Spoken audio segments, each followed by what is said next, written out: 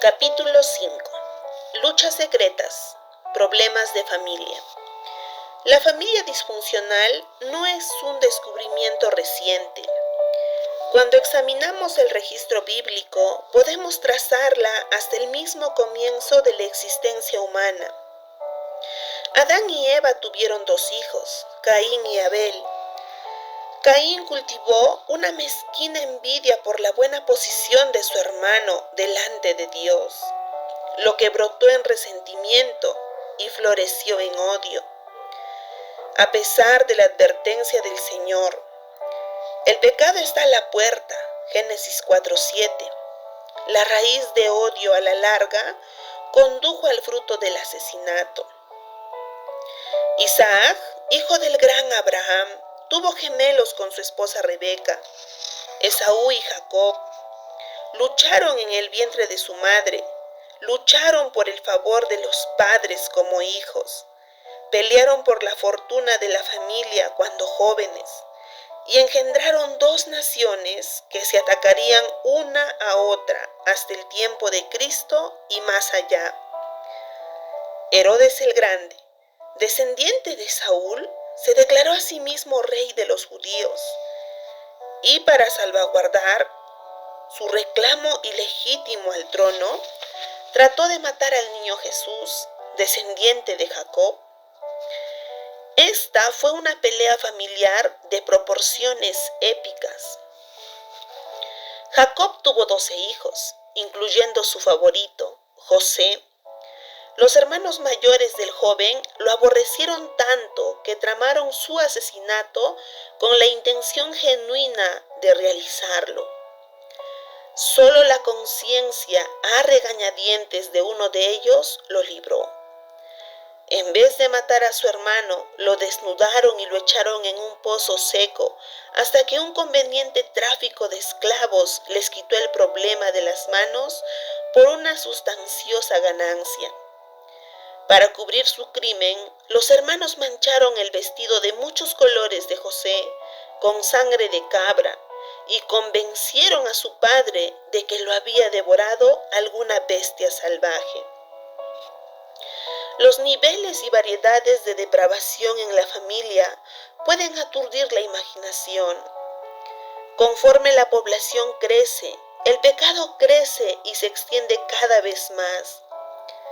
Ahora, en el siglo XXI, los esposos, sin ninguna misericordia y a veces en forma fatal, golpean a sus esposas. Las esposas dominan y engañan a sus esposos y repetidamente les son infieles. Padres criminales y madres asesinas llenan los titulares tan a menudo y tan rápido que nos olvidamos de sus nombres y cambiamos la tristeza por el descreimiento. La investigación de James Patterson y Peter Kim en su seleccionador libro El día en que Estados Unidos de América dijeron la verdad, reveló que el lugar más peligroso del mundo para los niños estadounidenses es su propio hogar. Los hijos, atrapados en la mortal resaca de esta disfunción aturdidora, tienen escasa esperanza de saber lo que se supone que es normal, y sin que sea sorpresa, repiten el horroroso ciclo en sus propias familias. Tal vez lo que acabo de describir es su pasado, tal vez sea su presente. Siga leyendo. Hay ayuda para usted. Si las dificultades interpersonales de su familia no se acercan al nivel de abuso o disfunción, le insto también a que siga leyendo. Los principios que recogemos de las Escrituras se aplican para usted también. Dos verdades eternas. Al empezar a examinar este relato bíblico de abuso físico y sexual, permítame asegurarle que mi propósito no es aturdirlo o escribir algo deliberadamente sensacional. Mi motivación es enseñar las Escrituras, que nunca glorifican a sus héroes. Desdichadamente, incluido en la historia de una de las más asombrosas dinastías del mundo, hay un relato de un escándalo espantoso que trágicamente ocurre en las familias de hoy. Nuestro estudio de Segunda de Samuel 13 de inmediato validará dos verdades eternas que instintivamente sabemos que funcionan en el mundo. Primero, los peores actos del mal se pueden hallar en el hogar más respetado. No hay cosa tal como una familia perfecta. No existe. Todas las familias, famosas o tristemente famosas, afluentes o necesitadas, negras, asiáticas, caucásicas, del Medio Oriente, de razas mixtas, que asisten a la iglesia, y religiosas o paganas, todas luchan con el egoísmo y el conflicto interpersonal. Eso se debe a que el 100% de todas las familias están compuestas por personas cuyas naturalezas han quedado corrompidas por entero por el pecado desde el momento de la concepción. Algunas familias incluso, aquellas de las que nunca sospecharíamos, líderes mundiales poderosos, pastores, intelectualmente talentosos, líderes corporativos respetados, albergan los secretos más vergonzosos. George Washington dijo en 1786, hay que lamentar que los grandes personajes rara vez están sin mancha. Thomas Jefferson añadió unos años más tarde, ninguno de nosotros, ninguno es perfecto, y si no fuéramos a amar a alguien que tuviera imperfecciones, este mundo sería un desierto de nuestro amor. Theodore Roosevelt ofreció estas palabras estimulantes en 1916. No es haber estado en la casa oscura, sino haberla dejado lo que cuenta. Mi esperanza es que hoy usted hallará el valor para dejar la casa oscura que por largo tiempo lo ha tenido cautivo. Segundo, el mal no resuelto conduce a consecuencias que se enconan y causan más complicaciones. Todo mal no resuelto se encona y causa asuntos psicológicos debilitantes, tales como el temor, pesadillas, pánico, paranoia, depresión, ira e incluso enfermedades físicas. Conforme más se extiende, complica las relaciones dentro de la familia, distorsiona la capacidad de uno para tener intimidad apropiada, o tuerce el espíritu al punto de la cólera y actos de violencia. Y peor que todo, el pecado se puede perpetuar conforme el alma herida se vuelve villana para otra generación de víctimas inocentes. Mi esperanza sincera es que usted, que está atrapado en la trampa del abuso físico o sexual, bien sea como víctima o como el perpetrador, no espere hasta terminar ese capítulo para buscar ayuda.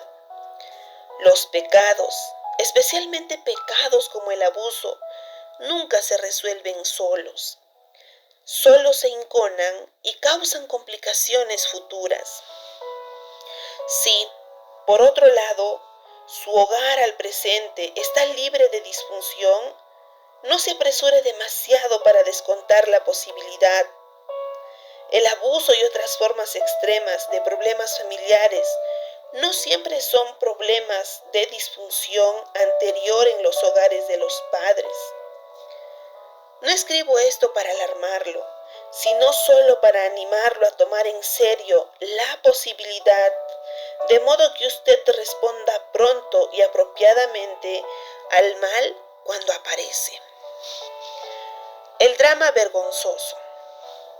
Segunda de Samuel 13 expone un escándalo real que incluye a David, el más famoso rey de Israel, y varios otros de su familia que usted tal vez no conozca. Antes de poner el escenario y presentarle a los protagonistas, permítame asegurarle que mi propósito no es ser severo o juzgar muy rigurosamente a David. El espacio no me permite explicar la profunda admiración y respeto que tengo por su ejemplo de liderazgo, fuerza personal, integridad y devoción incuestionable al Señor. Todos deberíamos aspirar a ser un hombre o mujer de Dios como David lo fue. Con todo, debemos tener en mente las palabras de George Washington. Los grandes personajes rara vez están sin mancha. El carácter de David, como el suyo y el mío, tiene algunas manchas significativas. El Espíritu Santo inspiró al autor humano a incluir estos detalles, nada alentadores para nuestro beneficio, de modo que podamos observar en dónde David falló en su papel como padre y evitar el corazón partido que erosionó las relaciones de su familia y a la larga fracturó a la nación. Honramos mejor a los héroes al levantarnos por sobre sus fracasos. David. En 1 Samuel 13:14, el Señor describió a David como un hombre conforme a su corazón.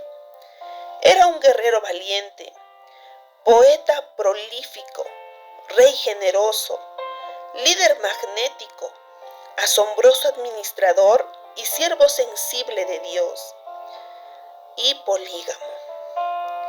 En el mundo antiguo, tener una colección de esposas no solo era símbolo de poder, sino que se esperaba de un rey. Pero Dios estableció una norma más alta para los reyes de Israel, prohibiéndoles que tengan un harén. Desdichadamente, David escogió ignorar lo que debía haberle parecido una restricción insignificante y dar rienda suelta a su apetito sexual. Esta decisión tendría no pequeño efecto en su familia y como resultado en el reino entero. Alexander White escribió: poligamia es simplemente griego para montón de estiércol. David pisoteó la primera y mejor ley de la naturaleza en su palacio de Jerusalén, y por su problema pasó todos sus días posteriores en un infierno en la tierra. El palacio de David era un perfecto pandemonio de suspicacia, intriga, celos y odio, todo estallando hoy en incesto y hoy en asesinato. La Biblia nos da los nombres de 8 esposas, además de un número desconocido de otras esposas y concubinas, todas las cuales tuvieron hijos con David. Para el tiempo de este escándalo, él se había recuperado de su caída moral con Betsabé, lo que incluyó el asesinato del esposo de ella, el por largo de tiempo amigo de David, Urías. David se había arrepentido, el Señor le había perdonado, y el gran rey era de nuevo el campeón de Israel contra sus enemigos. Sin embargo, la fortaleza moral de David había perdido su vieja pasión. La vergüenza por su propio pecado al parecer le había hecho tentativo al perseguir el pecado de otros, importante función como rey de Israel. El escándalo anterior cobró su precio de otras maneras. Hasta su pecado con Betsabé, David nunca había experimentado derrota en el campo de batalla. Sus éxitos fueron fenomenales. Algunos estudiosos calculan que amplió el territorio de Israel de unos 15,000 kilómetros cuadrados a unos 150,000 kilómetros cuadrados. El Señor perdonó el pecado de David y restauró su relación íntima. Sin embargo, en su inescrutable soberanía, permitiría que las consecuencias de las decisiones del rey se desenvuelvan. En 2 Samuel 12, del 10 al 11, el Señor declaró: por lo cual ahora no se apartará jamás de tu casa la espada, por cuanto me menospreciaste y tomaste la mujer de Urías Heteo para que fuese tu mujer. He aquí, yo haré levantar el mal sobre ti de tu misma casa. Los eventos de 2 de Samuel 13 siguen pisándole los talones a esta declaración. Abnón. Mientras andaban huyendo de Saúl, David se casó con Ahinoam, con la cual tuvo su primer hijo, Abnón. El muchacho pasó sus primeros años en Hebrón, en donde David tenía solo 2 esposas. Conforme el poder del rey creció, también su harén. Los primeros recuerdos de Abnón incluyeron ver a su padre coleccionar mujeres para saciar su apetito sexual. Jonadab. Donde quiera que haya conflicto, se halla a un sabandija político, poniendo a uno contra otro. Sin embargo, de alguna manera, es amigo de todos. Jonadab era un hombre así. Como sobrino de David, por ser hijo de su hermano, era un pariente cercano en la corte real, pero debido a que no estaba en línea al trono, tenía escaso poder, lo que le hacía particularmente peligroso. Absalón. Talmai, rey de una ciudad importante como a 250 kilómetros al norte de Jerusalén, le dio a su hija Maaca a David como su tercera esposa.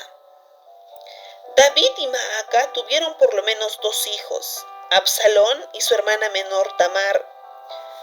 Para cuando suceden los eventos de 2 de Samuel 13, David había mudado su capital a Jerusalén, conquistando amplio territorio, cometido su pecado con Betsabé y tenido a Salomón.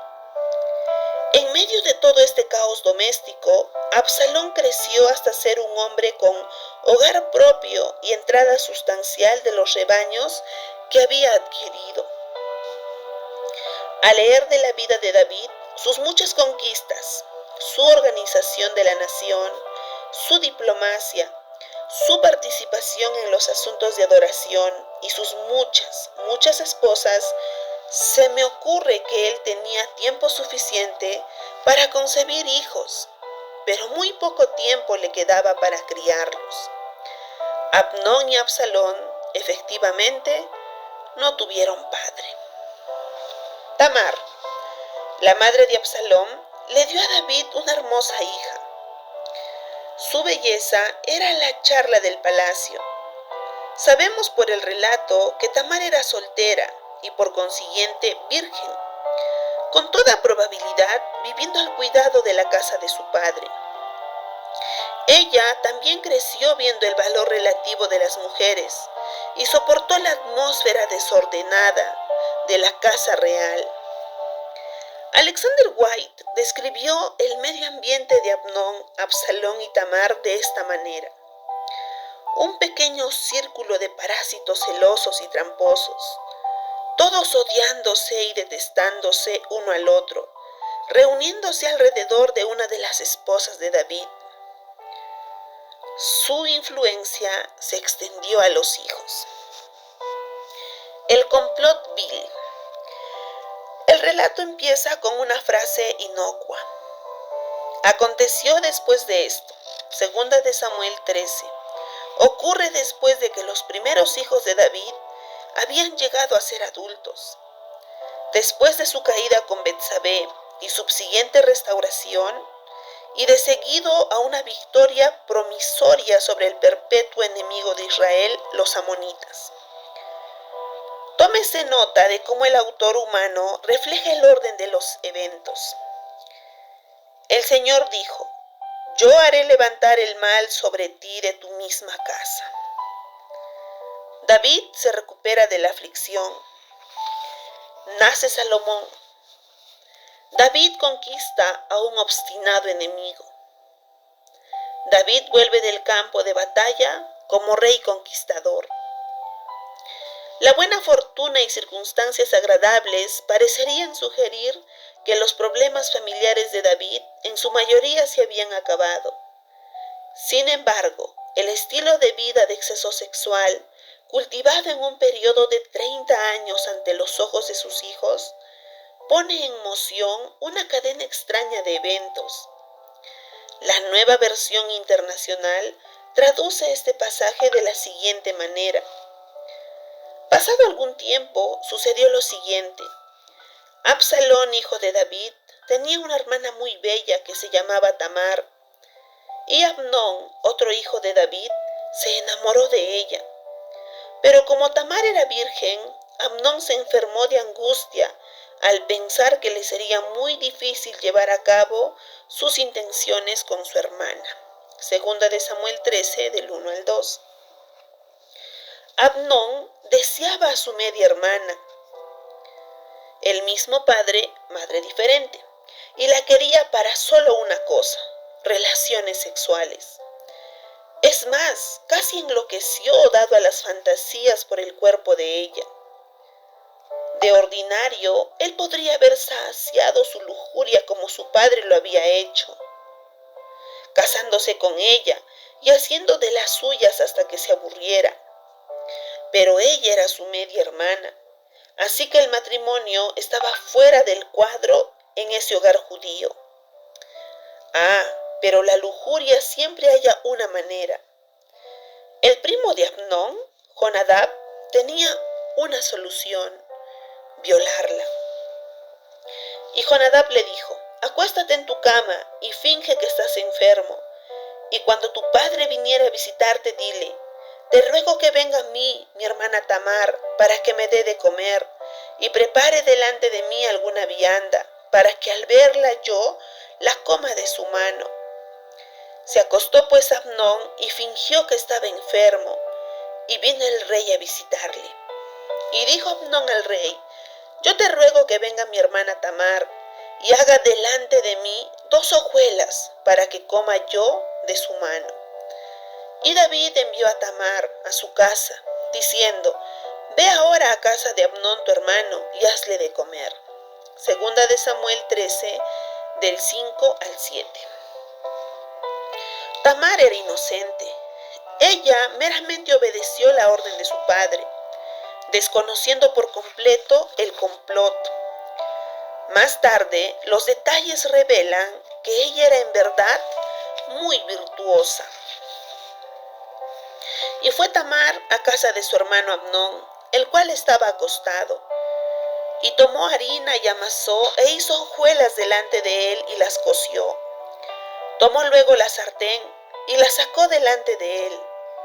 Mas él no quiso comer. Y dijo Amnón: echad fuera de aquí a todos. Y todos salieron de allí. Entonces Amnón dijo a Tamar: trae la comida a la alcoba, para que yo coma de tu mano. Y tomando Tamar las hojuelas que había preparado, las llevó a su hermano Amnón a la alcoba.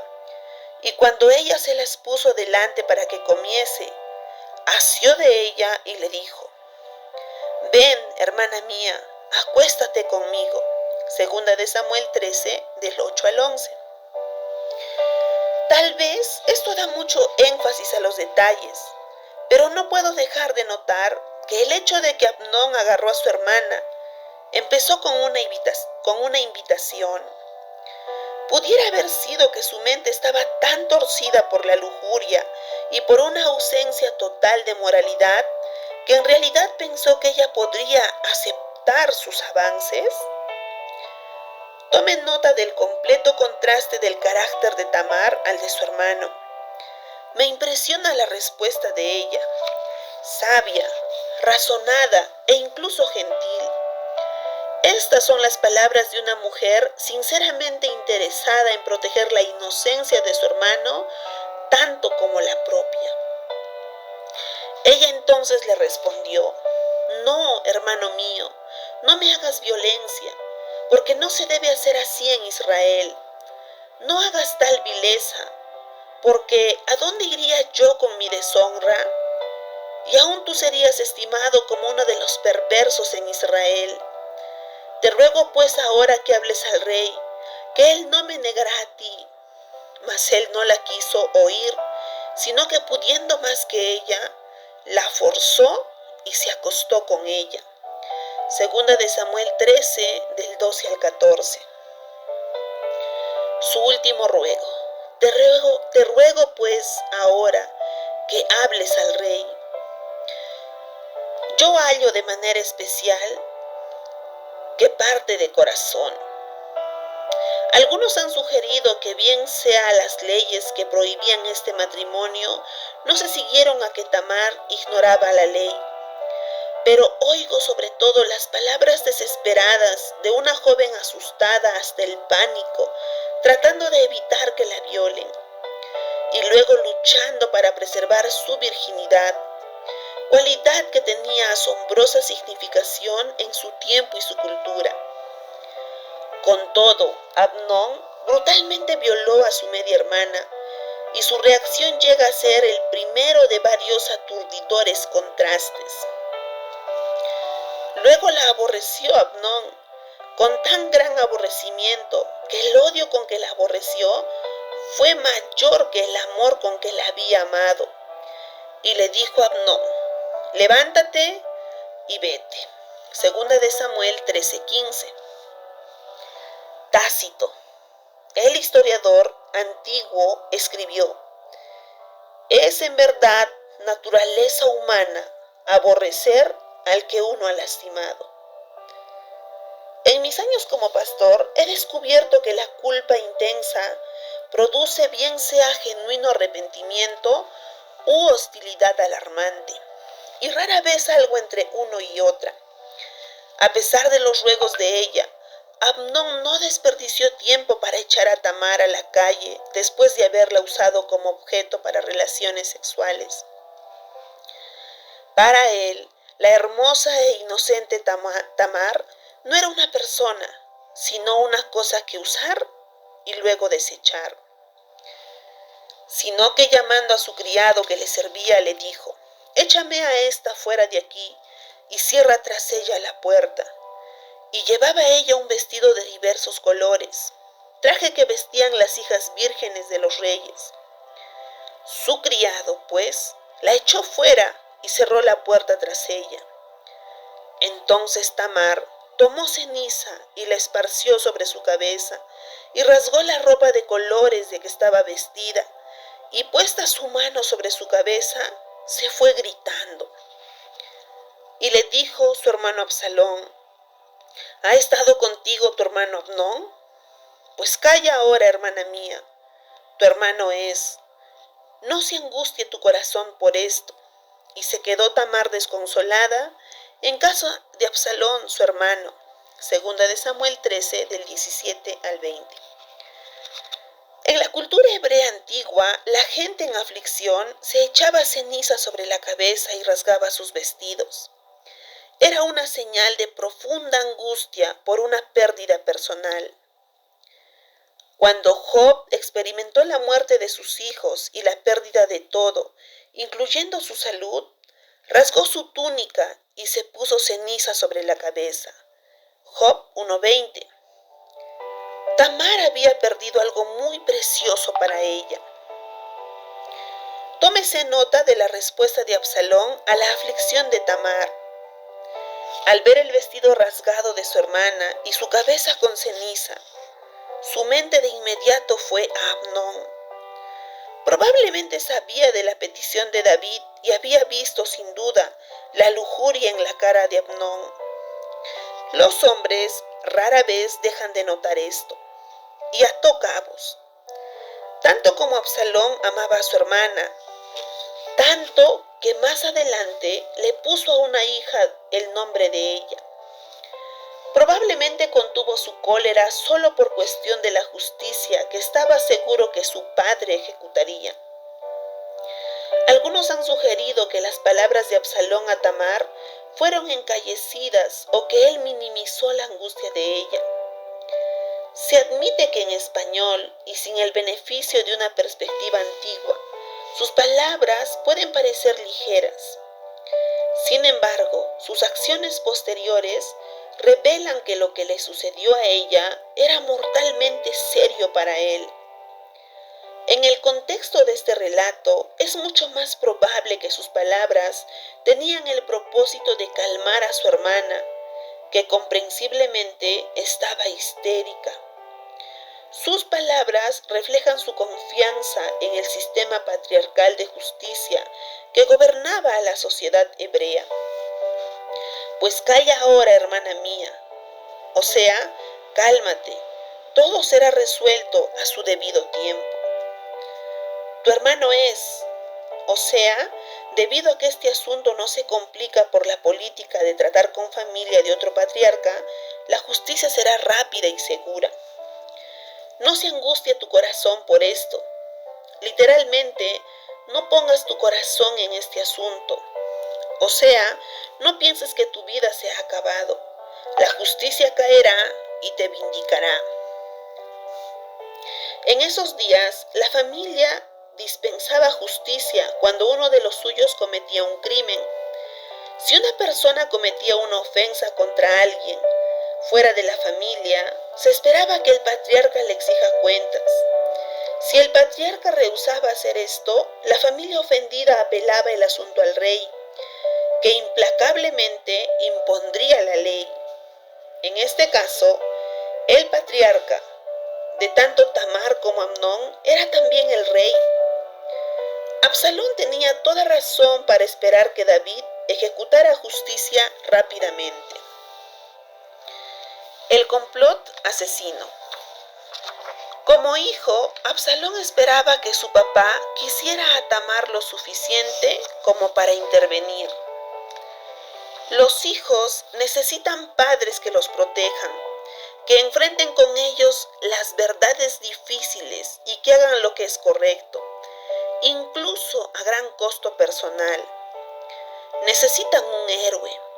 Necesitan a alguien que cree en ellos cuando revelan abuso a manos de otro pariente o amigo cercano de la familia. Desesperadamente esperan que alguien les oiga y se vuelva su defensor, un protector, un abogado o un guardián. En este caso, dos miembros de la familia conspiraron para violar a otro. Esta fue una ocasión de salir en defensa del inocente, del desvalido, y no proteger la reputación de la familia o los intereses de los perpetradores favorecidos. Mientras Absalón esperaba justicia, Tamar se refugió en la familia de él, no en el palacio. Y luego que el rey David oyó todo esto, se enojó mucho. Segunda de Samuel 13:21. Eso es todo. Fin de la discusión. Cambio y fuera. Siga leyendo y quedará desilusionado, incluso aturdido, al hallar que David no dice ni hace nada más respecto a la violación de su hija por parte de su hijo. Apenas un fogonazo de cólera. Dado su propio pasado reciente, adulterio con Betsabé, asesinato de su amigo Urías, humillación pública, reputación arruinada, podemos apreciar lo tentativo que pudiera haber sido para juzgar los pecados de otro. Es más, la Septuaginta, la traducción al griego de las escrituras hebreas, añade la nota: pero no afligió el espíritu de su hijo Amnón, porque lo quería, puesto que era su primogénito. La versión popular dice así: cuando el rey David se enteró de todo lo sucedido, se puso muy furioso, pero no reprendió a su hijo Amnón, porque como era su hijo mayor, lo quería mucho. La pasividad de parte de David no era nada nuevo. Primera de Reyes 1:6 describe de esta manera la forma en que trataba a Adonías. Y su padre nunca le había entristecido en todos sus días con decirle: ¿por qué haces así? El hebreo o literal dice: no lo corrigió en sus días, lo que quiere decir desde sus primeros días, jamás en su vida. David era un padre pasivo para Adonías, así que razonablemente podemos estar seguros de que era pasivo hacia toda su familia en todas maneras. Trágico. El arranque de ira de David probablemente animó a Absalón, así que él esperó. Pasó una semana, después un mes, 6 meses. Aunque frustrado por la pasividad de su padre, el protector de Tamar tal vez pensaba que la necesidad de justicia a la larga empezaría a carcomer el alma de su padre como le carcomía la suya. Un año. Los peores temores de Tamar demostraron ser justificados. 18 meses. Mientras tanto, Absalón evadía a Amnón debido al profundo odio que le guardaba. Todavía nada de David. 2 años, piénselo. Después de 2 años completos, la ira de David ya se había aplacado, y para Absalón fue claro que su padre no haría nada para aplicarle justicia a Amnón. David había pasado a lo que sabía mejor: conquistar, componer, administrar, edificar. Tal vez pensaba que el problema se resolvería por sí solo. Pero, ¿recuerda nuestro segundo principio? El mal no resuelto conduce a consecuencias que se enconan y causan más complicaciones. Justo cuando David empezaba a sentirse seguro en cuanto a haber evadido otro escándalo, la cólera al rescoldo de Absalón contra su padre estaba a punto de amenazar todo lo que David había edificado. En tanto que no podemos disculpar las acciones del joven, podemos apreciar su motivo: vindicación para la desvalidamente humillada Tamar. Absalón se despertaba cada mañana para ver la desolación de su hermana. Noche tras noche la oía llorar hasta quedarse dormida, por 2 largos años. Incluso mientras Amnón disfrutaba de la esperanza de un futuro brillante como el próximo rey de Israel. Soportar tal pasividad de haber sido extenuante. Aconteció pasados 2 años que Absalón tenía esquiladores en Baal Azor, que está junto a Efraín, y convidó a Absalón a todos los hijos del rey. Segunda de Samuel 13:23. La esquila de las ovejas era un tiempo de fiesta y celebración entre los hebreos antiguos. Trasquilar la lana de miles de ovejas requería abundantes trabajadores temporales por muchos días, y así que hacían en la ocasión un festival. También era ocasión para que el dueño comparta su riqueza con familia y amigos. En este caso, Absalón quería que su festival de esquila sea una gran reunión familiar. Pero un complot asesino estaba fraguándose. Y vino Absalón al rey y dijo: «He aquí tu siervo tiene ahora esquiladores. Yo ruego que venga el rey y sus siervos con tu siervo». Y respondió el rey a Absalón: «No, hijo mío, no vamos todos, para que no te seamos gravosos». Y aunque porfió con él, no quiso ir, mas le bendijo. Entonces dijo Absalón: «Pues si no, te ruego que venga con nosotros Amnón, mi hermano». Y el rey le respondió: «¿Para qué ha de ir contigo?». Segunda de Samuel 13, del 24 al 26. Hay varios detalles que integran en este pasaje. Primero, Absalón quería que toda la familia esté presente en lo que sea que hubiera planeado, incluyendo su padre. Segundo, cuando David declinó, sintiendo que su presencia sería una carga financiera demasiado alta, Absalón específicamente mencionó a Amnón en su próxima petición. ¿Podría esto haber sido su manera de medir la reacción de su padre? Si es así, la mirada en blanco de David le hizo saber que él no había conectado los puntos. El padre pasivo se había olvidado por completo del asunto. Después de algún convencimiento, David convino en permitir que todos sus hijos asistan a la celebración de Absalón. tal vez pensaba que Absalón ya había superado su ira. Y Absalón había dado orden a sus criados diciendo: os ruego que miréis cuando el corazón de Amnón esté alegre por el vino. Y al decir yo: herid a Amnón, entonces matadle, y no temáis, pues yo os lo he mandado. Esforzaos pues y sed valientes. Segunda de Samuel 13:28. Asombroso, aunque no debería sorprendernos, el pecado del padre pasado al hijo. Esto solo refuerza nuestro punto anterior de que el pecado nunca se resuelve por sí solo.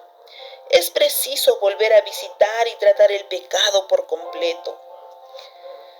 Y los criados de Absalón hicieron con Amnón como Absalón le había mandado.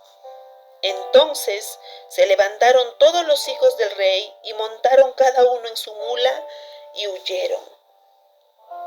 Estando ellos aún en el camino, llegó a David el rumor que decía: Absalón ha dado muerte a todos los hijos del rey, y ninguno de ellos ha quedado. Entonces, levantándose David, rasgó sus vestidos y se echó en tierra, y todos sus criados que estaban junto a él también rasgaron sus vestidos. Segunda de Samuel 13, del 29 al 31. Cuando el rey David oyó el rumor de que habían matado a todos sus hijos, la sabandija política Jonadab se aseguró de estar con él en el lugar preciso, en el momento preciso. Tome nota de cómo escogió entregar las noticias. Pero Jonadab, hijo de Simea, hermano de David, habló y dijo: no diga mi señor que han dado muerte a todos los jóvenes hijos del rey, pues solo Amnón ha sido muerto, porque por mandato de Absalón esto había sido determinado desde el día en que Amnón forzó a Tamar su hermana. Por tanto, ahora no ponga mi señor el rey en su corazón ese rumor que dice: todos los hijos del rey han sido muertos, porque solo Amnón ha sido muerto. Segunda de Samuel 13, del 32 al 33. Astuto. Con toda probabilidad sabía del complot. Las ratas siempre tienen el mejor chisme. Y sin embargo no hizo nada para detenerlo. Se aseguró de estar a mano para poder ser el portador de buenas noticias a David en medio de su tragedia. La selección que hace Jonadab de sus palabras da la impresión de que pensaba que la violación de Tamar era deplorable, y sin embargo sabemos que él jugó un papel central en el crimen, pues fue idea suya. Y Absalón huyó. Entretanto, alzando sus ojos, el joven que estaba de atalaya miró, y he aquí mucha gente que venía por el camino a sus espaldas, del lado del monte. Y dijo Jonadab al rey: he allí los hijos del rey que vienen. Es así como tu siervo ha dicho.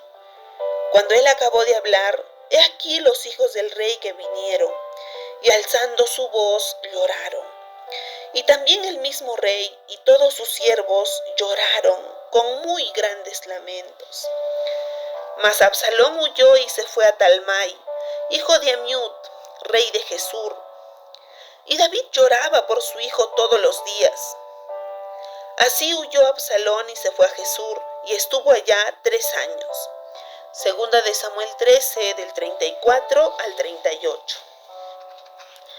Después de que Absalón tomó la ley en sus manos, haciendo ejecutar a Amnón, huyó a una ciudad gobernada por su abuelo materno. Claramente, el acto de Absalón, de odio contra Amnón, también estaba dirigido contra su padre, que nunca lidió con el horrible pecado contra su preciosa hija. Observe la profunda emoción que sintió David. Y también el mismo rey y todos sus siervos lloraron con muy grandes lamentos. Y David lloraba por su hijo todos los días.